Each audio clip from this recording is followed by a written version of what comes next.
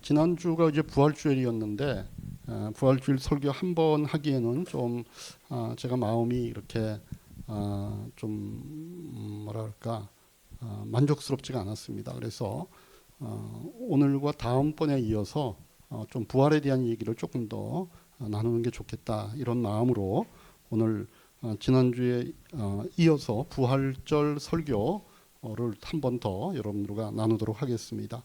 뭐 기억을 하시리라고 생각하는데 여러분들 지난주 설교 기억하시죠? 제가 지난주에는 부활이 역사적인 사실이다라고 하는 것에 좀 초점을 맞춰서 말씀을 드렸습니다. 그 설교를 듣고 우리 성도들 가운데 한 자매가 알았다고 생각했던 부분들인데 자기의 신앙생활을 돌아볼 때 뭔가 부활절을 늘 그냥 의례적으로 맞이했고 또 부활절이니까 뭐 부활절이겠지라고 하는 마음으로 부활절을 지켰던 시간들이 좀 많았던 것 같다. 그런데 목사님께서 특별히 부활의 역사적 사실에 대해서 얘기를 해줄 때 다시 한번 자기 마음 가운데 부활이 정말 이 역사 속에서 일어났던 그런 사실이었구나라고 하는 것들이 자기 마음속에 다시 한번 깨달아지면서 자기의 신앙의 기본을 다시 한번 살피게 되는 그런 기회가 되었다. 이렇게 피드백을 주셨습니다. 그래서 여러분들에게도 지난주 설교를 통해서 부활의 사실성을 확신하는데 좀 도움이 되었기를 제가 기도합니다. 그래서 다시는 여러분들이 부활이 역사적 사실인가라고 하는 문제를 놓고 더 이상 흔들리는 그런 상태에 빠지지 않았으면 좋겠다라고 하는 그런 바람도 있습니다. 그런데 오늘은 그 부활이 역사적 팩트라고 하는 것만을 아는 게 우리 신앙의 다는 아니다라고 하는 것들에 대해서 조금 더 이어서 말씀을 제가 드리고 싶습니다. 자, 왜냐하면 오늘 우리가 읽은 이 요한복음의 본문을 보면 이 8절과 9절의 말씀이 사실은 서로 엇갈린 얘기를 하는 것 같습니다. 8절 말씀을 보시면 그제서야 먼저 무덤에 다다른 그 다른 제자도 들어가서 보고 믿었다라고 되어 있습니다. 그런데 9절에 보면 이어서 아직도 그들은 예수께서 죽은 사람들 가운데서 반드시 살아나야 한다는 성경 말씀을 깨닫지 못하였다라고 얘기하기 때문에 그렇습니다. 뭔가 앞절과 뒷절이 맞지 않습니다. 앞절에는 믿었다라고 했는데 금방 뒤에는 또 그 믿음을 우리가 좀 이게 뭐지라고 생각할 수 있는 깨닫지 못했다라고 하는 표현이 이어가기 때문에 그렇습니다. 그래서 결국은 10절에 어떤 상황이 벌어지죠? 제자들은 자기들이 있던 곳으로 다시 돌아가 버립니다. 그게 무슨 상황인가라고 하는 것이죠. 왜 예수님이 죽었다가 살아났다는 것들이 그 무덤에 간 제자들을 통해서 확인되었고 그것이 엄청난 사건이고 그렇다면 이 사건이 제자들에게 어떤 변화를 만들었어야 되잖아요. 일단 감정적으로 흥분했을 것이고 기뻤을 것이고 환호를 질러야 되었을 것입니다. 그리고 행동적으로도 세상에 달려가 이 사실을 알리고 막 그 예수님을 죽였던 그런 그 당시에 당국자들에게도 찾아가서 봐라 이런 사실이 아니냐 이렇게 막 으름장을 놓고 뭐 이런 일들을 벌였어야 되는데 오늘 성경에서 읽은 것처럼 그들이 이 사실을 목격한 다음에 다 고향으로 나중에는 어떻게 됐습니까? 내려가서 고기 잡겠다라고 다 이렇게 돌아가 버렸습니다. 그 이유가 뭘까라고 하는 것입니다. 뭔가 이 앞뒤가 맞지 않는 이 아이러니한 이런 상황들의 그 이유가 뭘까? 힌트가 어디 있냐면요. 9절에 있듯이 이들이 그 부활이라고 하는 팩트를 맞는데도 깨닫지 못한 것이 있었기 때문이라는 겁니다. 자, 이들이 그럼 믿은 것은 뭐고 깨닫지 못한 것은 무엇일까? 여러분 믿은 것은요. 우리가 지난주에 살펴본 것과 같이 예수님이 부활하셨다는 팩트입니다. 오늘 이 본문에서도 요한복음 본문에서도 보면요. 이 무덤을 찾아가서 그 무덤을 확인하는 제자들의 순서를 보면 우리가 확실해집니다. 제일 먼저 누가 무덤에 제일 먼저 왔죠? 마리아. 마리아가 아마 달리기를 잘했던가 보죠. 그래서 마리아가 제일 먼저 도착을 합니다. 근데 가보니까 그 무덤을 막았던 입구에 돌이 옮겨져 있으니까 들어가서 확인을 합니다. 보니까 예수님의 시신이 없는 겁니다. 그래서 뒤따라오는 베드로와 요한이 도착을 했을 때 마리아는 그들에게 뭐라고 얘기합니까? 예수의 시신이 무덤 안에 없다. 누가 훔쳐간 것 같다라고 하는 자기의 의견을 얘기를 합니다. 그러니까 베드로와 요한이 달려가서 이 말을 듣고 요한이 먼저 이제 도착을 한 거예요.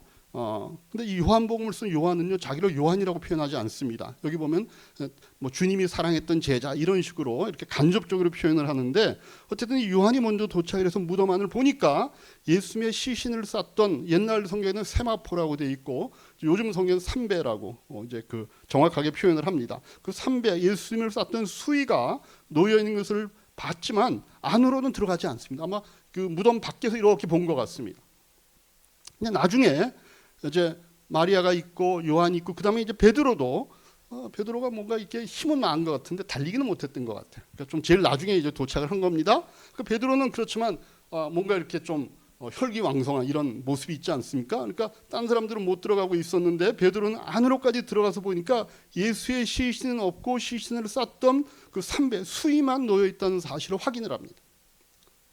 그제서야 이제 요한도 베드로가 들어가 있으니까 자기도 들어가서 보니까 예수님의 시신이 있던 곳의 상황을 보고 우리가 지금 읽은 것처럼 그제서야 믿었다라고 표현을 하는 겁니다. 굉장히 성경이요, 아무렇게나 막 써놓은 게 아닙니다. 이 순서가 굉장히 중요합니다.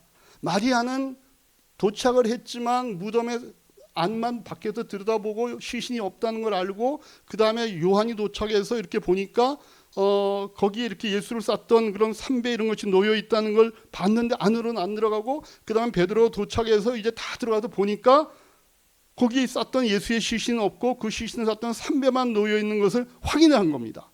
그러니까 그 다음 결론이 뭐예요? 그래서 그들이 믿었다라고 하는 겁니다. 여러분 잘 보세요. 예수님의 부활을 그제야 믿은 거예요. 지금 이 사람들이요, 왜 무덤 안의 상황, 특별히 예수의 시신이 없다라는 것이서가 아니라, 없다라는 건 이미 마리아도 확인했고 요한도 확인했잖아요. 그런데 왜 그 시신을 쌌던 삼배, 그 수의 상태를 확인하고 나서야 믿었다라고 하는 말을 쓸 수 있었을까? 이들이 믿게 된 근거가 있습니다. 아시다시피 유대인들의 장례관은 우리하고 다르죠. 우리는 땅 파고 묻었지만 옛날에 그 유대인들은요, 죽은 시신을 이렇게 삼배나 천으로 싸서 굴 속에 안장하는 방식이었습니다. 그러니까 그 입구만, 그 굴을 막아놓은 그 입구에 있었던 그 돌만 치워놓고 그 입구가 열려 있으면 들어가서 시신을 온전히 확인할 수 있습니다. 우리는 시신 확인하려면 다시 봉분을 파헤치고 그 안에 있는 뚜껑을 이래야 보이는데 유대인들은 그렇습니다. 그래서 그 무덤을 막았던 돌이 굴러가 있고 무덤 입구가 오픈되어 있으니까 제자들이 들어가서 보니까 시신이 없어요. 마리아도 확인했고 요한도 확인했습니다. 그런데 베드로까지 들어가서 보니까 시신을 쌌던 그 삼배천과 머리를 쌌던 수건만 있는 겁니다. 근데 그런 그 수건에 그 예수님의 수의를 했던 그 상황, 우리말 번역은 충분히 이 상황을 표현하지 못했는데 원래 그 의미는 뭔가 하면요, 예수님의 시신을 쌌던 수의의 상태가 시신을 쌌던 상태대로 그대로 있었다는 겁니다. 오늘 이 본문에는 이게 잘 개켜져 있는 그런 상태라고 묘사를 하고 있는데 그게 아니라 예수님의 시신을 쌀 때 그 삼배든 뭐 그런 세마포든 그걸로 예수님의 시신을 둘둘둘 말아놨을 거 아니에요, 그죠? 뭐 미이라 같은 형태는 아니라 할지라도 우리나라에도 그 염할 때 보면은 그 삼배로 이렇게 시신을 꽁꽁 묶지 않습니까? 그런 식으로 그 당시에도 이제 시신이 이렇게 훼손되지 않도록 잘 이거를 이제 쌌어요. 근데 그 시신을 쌌던 그 삼배의 모양 그대로 있고 마치 그 안에 있었던 몸만 쏙 빠져나온 상태로 놓여 있었다는 거. 그래서 그런 그 예수님의 그 수의의 상태를 본 제자들이 예수님이 진짜 살아나셨구나라고 하는 사실을 그때야 비로소 믿게 되었다는 거예요. 그 상황이요, 보세요. 만일 누가 시체를, 지금 마리아는 그렇게 생각해, 누가 예수님의 시체를 가져간 것 같아요. 근데 누가 예수님의 시체를 훔쳐갔다면 그 수의 쌓인 채로 가져갔겠죠. 예? 그 뭐하러 풀어가지고서 시체만 가져갔겠어요. 그러면은 그거 푸느라고 수의도 막 이리저리 흐트러져 있을 것이고 엉망이 됐을 겁니다. 또 뭐 근데 보니까 상황이 어때요? 예수님의 시신만 없고 마치 그 시신이 이렇게 쌓여져 있었던 형태 그대로인 채로 수의만 그 자리에 쫙 놓여 있는 겁니다. 한번 그 상상을 한번 해보세요. 어떤 모양일지. 제가 그래서 챗GPT한테 성경 본문을 줬습니다. 그리고 이러이러하니 네가 한번 그려봐라 이렇게 얘기했습니다. 그렸습니다. 어떻게 나왔을까요? 이렇게 나왔습니다. 그래서 제가 여러 번 부탁을 했어요. 야, 이 밑으로 내려오는 수위는 없어야 돼. 저 예수님의 시신이 저 위에 있었겠지. 예수님이 걸터 앉아 있었겠냐. 그래서 조금 올려서 그래달라고 해도 도무지 말을 안 듣더라고. 그래서 그냥 이 상태인데 어쨌든 그리려고 애를 쓴 것 같아요.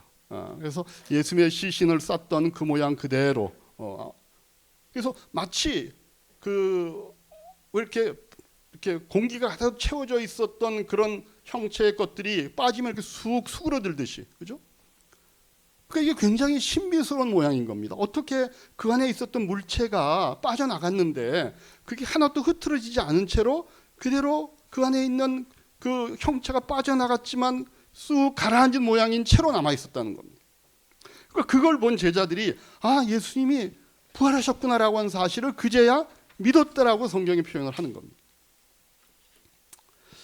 이런 이 무덤 안의 상황이 예수님의 부활의 증거가 되었기 때문에 같은 장면을 기록하고 있는 우리 마태복음 28장 5절 6절에 가면 천사가 마리아에게 이렇게 얘기를 합니다. 한번 보시죠. 같이 읽겠습니다. 천사가 여자들에게 말하였다. 두려워하지 말아라. 나는 너희가 십자가에 달려있신 예수를 찾는 줄 안다. 그는 여기에 계시지 않는다. 그가 말씀하신 대로 그는 살아났다. 와서 그가 누운 것을 보아라. 예수님의 살아나신 증거를 뭐라고 얘기해 주면 천사가? 그가 누우셨던 것을 보라는 겁니다. 누우셨던 것을 가면 뭐예요? 지금 빈 무덤을 보라고 얘기하지 않습니다. 누우셨던 것의 흔적. 다시 말하면 예수님의 시신을 쌌던 수위가 되어 있는 상태를 보라는 겁니다. 그런 것들은 이게 그냥 일반적인 상황에서 벌어질 수 있는 게 아니라는 겁니다. 그게 그들에게는 부활의 증거가 되었던 것입니다. 그래서 거기에 왔던 제자들의 베드로, 지금 요한, 마리아 같은 제자들의 일부가 처음으로 예수님의 부활의 사실을 믿은 겁니다. 이런 일이 있구나. 그러면 그래서 좀 다 된 것 같잖아요. 그러면 그분들이 가만히 있었겠어요? 이제 나중에 가서 자기 제자들에게 그 얘기를 했겠죠. 그러면 최소한 그 사실을 보고 또 그들 함께 나누었던 제자들에게는 어떤 변화가 일어나야 될 거잖아요. 근데 성경은 뭐라고 얘기하고 있냐면은 그것으로 아직 끝난 게 아니라고 얘기합니다. 그걸로 다가 아니라고 얘기합니다. 다시 말하면 제자들이 그 부활의 팩트를 본 것으로 힘을 얻고 있지 못하겠다는 겁니다. 제자들이 그런 애매모호한 상태는 지속이 됩니다. 우리 생각엔 몇 제자만 봤으니까 그렇겠지라고 생각하는데 그게 아니죠. 예수님은 곧 여러 제자들에게 나타나십니다. 요한복음 20장 19절 20절 말씀 같이 읽겠습니다. 그날 곧 주간의 첫날 저녁에 제자들은 유대 사람들이 무서워서 문을 모두 닫아 걸고 있었다. 그때 예수께서 와서 그들 가운데로 들어서셔서 너희에게 평화가 있기를 하고 인사말을 하였다. 이 말씀을 하시고 나서 두 손과 옆구리를 그들에게 보여주셨다. 제자들은 주님을 보고 기뻐하였다. 많은 제자들이 이제 같이 봤습니다. 진짜 예수라는 사실을 확인했습니다. 그죠? 예수님께서 직접 본인이 그 예수였다는 사실을 보여주시기 위해서 자기의 두 손과 못자국 있는 손 그리고 창에 찔렸던 옆구리까지를 보여주시면서 증명을 하셨습니다. 그리고 제자들이 다 어떻게 했어요? 주님을 보고 기뻐한 거예요. 기뻐한 거예요. 그리고 나중에는요, 마침 그 자리에 없었던 도마에게도 예수님이 따로 나타나셔가지고 부활에 대한 일말의 의심도 없게 해주셨습니다. 20장 26절 27절의 말씀. 자, 여드레 뒤에 제자들이 다시 집안에 모여 있었는데 아까 그 장면은 없었던 도마도 이제 함께 있었던 거예요. 문이 잠겨 있었으나 예수께서 와서 그들 가운데로 들으셔서 너에게 평화가 있기를 하고 인사말을 하셨다. 그리고 나서 도마에게 말씀하셨다. 내 손가락을 이리 내밀어서 내 손을 만져보고 내 손을 내 옆구리에 넣어보라. 그래서 의심을 떨쳐버리고 믿음을 가져라. 이렇게 했습니다. 자, 그러면 예수님께서 모든 제자들에게 다 확인시켜 주셨어요. 내가 부활한 예수다라고 하는 거. 그러면 이제 제자들이 변해야 되는 거 아니에요? 그 기쁨이 지속되고 그 다음에 그 주님을 증거하고 뭔가 달라진 어떤 액션들을 했어야 되잖아요. 그런데 그 다음에 제자들의 모습이 어떻게 되는지를 보세요. 요한복음 21장 2절 3절 같이 한번 읽습니다. 시몬 베드로와 쌍둥이라고 불리는 도마와 갈릴리 가나 사람 나다나엘과 세베대의 아들들과 제자들 가운데 다른 두 사람이 한자리에 있었다. 시몬 베드로가 그들에게 말하기를 나는 고기를 잡으러 가겠소 하니 그들이 우리도 가겠소 하고 말하였다. 그들은 나가서 배를 탔다. 그러나 그날 밤에 고기를 한 마리도 잡지 못하였다. 자신들의 생업의 현장으로 돌아가 버렸습니다. 뭘 한 다음에 예수님의 부활을 목격하고 기쁨에 찼던 시간들이 있었음에도 불구하고 돌아가 버린 겁니다. 이상한 제자들이잖아요. 여러분 같으면 그렇게 했겠어요? 달랐을 것 같죠? 근데 여러분 잘 생각해 보세요. 이게 우리 모습하고 너무 흡사해요. 우리가 처음 예수 믿었을 때 마음에 기쁨이 있었고 감격이 있었잖아요. 기대와 어떤 결심도 있었잖아요. 내가 더 이상 죄인으로 살지 않겠다. 내가 더 이상 죄 짓지 않겠다. 내가 세상에 눈 돌리지 않고 내가 주님의 영광을 위해서 살겠다.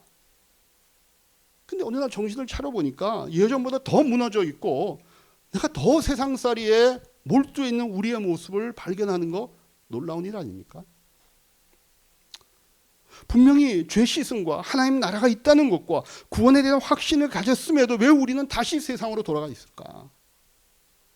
바보 같은 제자들이야 이라고 얘기하는데 왜 우리는 그럼 그 모습을 똑같이 반복하고 있을까? 성경이요 굉장히 재미있는 지적을 합니다. 이 이전에는요 고기라도 이 사람들이 제대로 잡았던 사람들이요 갈릴리에서 한탕 하는 어부들이었습니다. 근데 주님을 만나고 나서 3년 반을 가까이 따라다니면서도 그리고 이제 부활까지도 목격했는데도 오히려 이제는 고기도 한 마리도 못 잡는 사람들이 돼버렸어요. 예수를 믿다가 눈 떠보니까 내가 여전히 세상살이 속에 파묻혀 있는 겁니다. 그 세상살이도 그렇게 성공적이지 않은 모습으로 우리가 허덕이며 살고 있는 우리의 모습이 될 수 있다는 겁니다. 뭐가 문제였을까요? 그럼 보세요. 이들이 눈으로 부활을 목격했으나 아직 깨닫지 못하고 있는 것이 있었다는 겁니다. 뭘 깨닫지 못한 걸까요? 이걸 풀어주는 구절이 있습니다. 누가복음 24장 13절로부터 엠마오로 가는 두 제자와 만나서 대화하시는 예수님의 얘기가 나오죠. 그죠? 예수님이 이들과 계속 길을 가면서 얘기를 나누십니다. 그러면서 제자들이 아직까지 깨닫고 있지 못하는 게 뭔지에 대해서 힌트를 주십니다. 누가복음 24장 25절에서 예수님께서 그들과 얘기하다가 그들을 꾸짖으십니다. 같이 읽습니다. 예수께서는 그들에게 말씀하셨다. 어리석은 사람들입니다. 예언자들이 말한 모든 것을 믿는 마음이 그렇게도 무디니 말입니다. 이게 지금 이 세번역에는 이런 표현으로 되어 있지만 우리가 이전 버전을 보면요. 미련한 자들아 이렇게 얘기합니다. 도대체 이들이 뭐 때문에 이렇게 예수님으로서 꾸중을 들을까요? 왜 그들에게 예수님께서 어리석다고 얘기하고 미련하다고 얘기할까요? 24장 18절, 19절, 21절의 말씀을 같이 한번 보시겠습니다. 그때 그들 가운데 하나인 글로바라는 사람이, 그러니까 엠마오로 간 두 제자 중에 한 사람이에요. 글로바라는 사람이 예수께 말하였다. 예루살렘에 머물러 있으면서 이 며칠 동안 거기에서 일어나는 일을 당신 혼자만 모른단 말입니까? 예수께서 그들에게 물으셨다. 무슨 일입니까? 그들이 그에게 말하였다. 나사렛 예수에 관한 일입니다. 그는 하나님과 모든 백성 앞에서 행동과 말씀에 힘이 있는 예언자였습니다. 21절. 우리는 그분이야말로 이스라엘을 구원하실 분이라는 것을 알고서 그분에게 소망을 걸고 있었던 것입니다. 그뿐만 아니라 그 일이 있은 지 벌써 사흘이 되었는데 이렇게 얘기합니다. 여러분 지금 이 제자들은요. 예수님에 대해서 알고 있었어요. 어떻게 알고 있었을까요? 그들이 지금 얘기했듯이 예수님의 행동과 말씀에 힘이 있었던 분이라고 얘기합니다. 그래서 자기들은 이분이 하나님이 보내신 능력의 사람임을 믿고 있었고 그래서 그분이 우리 이스라엘을 구원할 자라고 믿고 있었다는 사실을 이 사람들이 얘기하는 거죠. 우리는 그 사람을 그렇게 생각했다는 겁니다. 그러니까 지금 예수님께서 이 사람들이 어리석다, 미련하다고 꾸짖는 내용이요. 이 사람들이 왜 부활을 믿지 못하고 있는가를 꾸중하는 차원이 아니었습니다. 그죠? 그들이 갖고 있었던 예수님의 어떤 기대에 대한 꾸중이었습니다. 어떤 기대를 이 사람들이 갖고 있어요? 이 사람들이 예수님에 대해서 어떤 기대를 갖고 있었습니까? 어떤 기대인지를 나중에 이 두 제자가 이제 예수님과 이렇게 대화하다가 어떤 이제 그 집에까지 들어가서 같이 식사를 하는 장면까지 나오잖아요. 그러다가 예수님이 거기서 사라져 버리신 다음에 이 사람들이 원래 가고자 했던 이제 목적지인 예루살렘으로 가서 다른 11제자들과 만났습니다. 근데 그렇게 11제자와 만나서 같이 있는 그 장면에 예수님도 다시 나타나십니다. 그래서 자신이 부활한 예수라는 사실을 물고기를 같이 나누어 드시면서 다시 한번 확인시켜 주시죠. 그 상황 속에서 예수님이 그들에게 이렇게 얘기하십니다. 누가복음 24장 45절 46절. 그때 예수께서는 성경을 깨닫게 하시려고 그들의 마음을 열어주시고 그들에게 말씀하셨다. 이렇게 기록되어 있다. 곧 그리스도는 고난을 겪으시고 사흘째 되는 날에 죽은 사람들 가운데서 살아나실 것이며 이렇게 얘기합니다. 근데 뭐예요? 자신이 구약 성경을 통해서 예언된 고난을 받고 죽은 뒤에 3일 만에 부활할 바로 그 인물이었다. 이 얘기를 해줍니다. 근데 요거는요, 아까 엠마오에서 만난 제자들과 나눈 얘기도 똑같이 해주셨습니다. 보세요.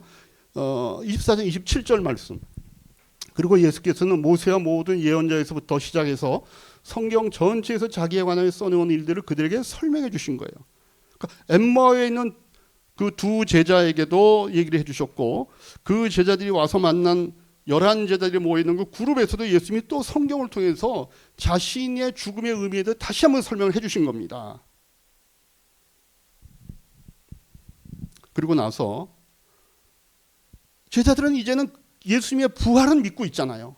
근데 예수님의 부활은 믿고 있는데 거기에 예수님께서 덧붙여 주십니다. 내가 바로 그렇게 예언된 그 하나님이 보내신 그 사람인데 왜 이 부활이 있었는가에 대해서 추가로 말씀을 해주시는 겁니다. 그 얘기가 24장 47절에 있습니다. 그의 이름으로 죄 사함을 받게 하는 회개가 모든 민족에게 전파될 것이다 하였다. 예루살렘부터 시작하여 이제 땅끝까지 쭉 그 얘기가 나오는 겁니다. 다시 말해서 제자들이 믿고 있는 예수님에 대한 사실은 그가 하나님이 보내신 사람이고 그가 그토록 능력자였고 그래서 모든 이스라엘 우리 제자들을 비롯해서 모든 유대인들이 그 사람이야말로 우리 이스라엘을 이런 고통과 압제로부터 구원해 줄 그런 하나님이 보내신 메시아다는 사실까지 믿고 있었어요. 그리고 그 사람이 정말 예언대로 부활했다는 사실도 믿고 있었어요. 근데 그 사람들이 빠뜨린 게 있어요. 거기서 바로 이 문제에 대한 차이가 있는 거예요. 제자들이 부활까지도 믿었지만 아직 깨닫지 못하고 있는 그 부활의 의미가 있었다는 겁니다. 그래서 여전히 부활을 봤음에도 불구하고 부활 이전의 제자들과 별 차이도 없이 그저 다시 세상살이로 돌아갈 수밖에 없는 그런 모습으로 살고 있게 되었다는 겁니다. 뭘까요? 예수님에 대해서, 예수님의 부활에 대해서 이 사람들이 잘못 알고 있었던 것. 그래서 예수님으로부터 미련한 사람이라고 지적을 받을 수밖에 없는 그 실체가 뭘까요?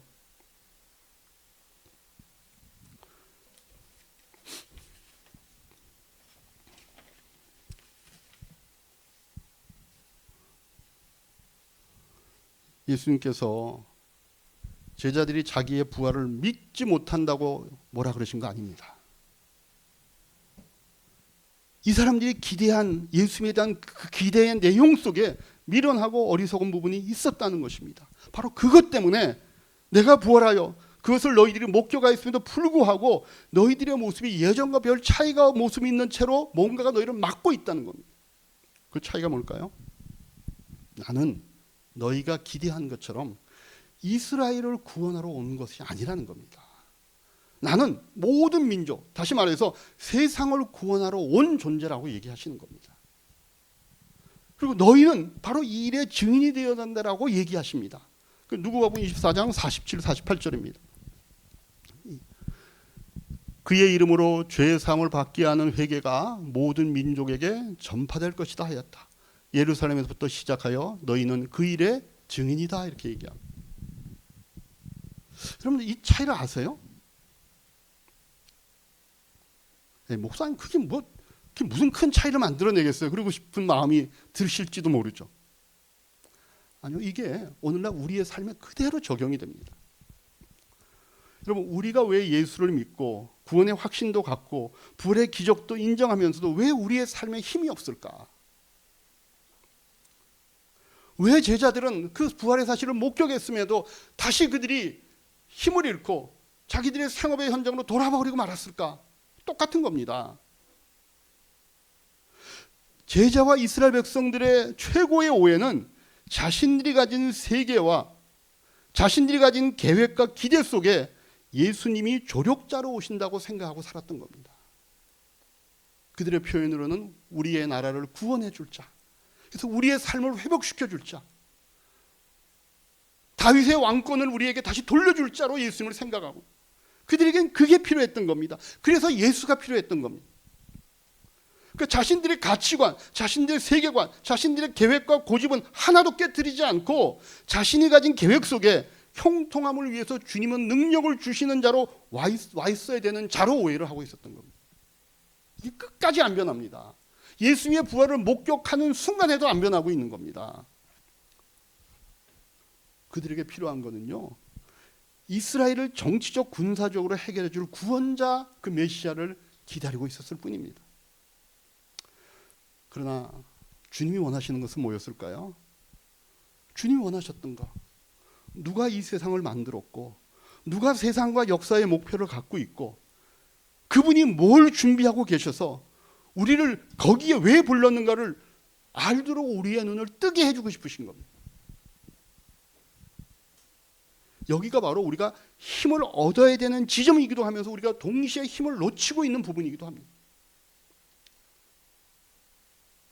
제자들이요, 자신들의 생각과 자신들의 눈이 그냥 자기 나라, 자기 행복, 자기 형통에 붙잡혀 있어서 세상을 향하신 하나님의 뜻과 계획을 못 본 것처럼 우리 역시도 하나님의 뜻과 하나님의 계획과 하나님이 우리를 구원하신 이유와 목적은 보지 못한 채 여전히 하나님을 나의 행복과 나의 형통을 위한 조력자로 대하고 그것을 얻기 위하여 예배와 기도와 전도와 구제라는 도구들을 활용하고 사는 그런 존재들이 아닌가 하는 것들을 돌아보라는 겁니다.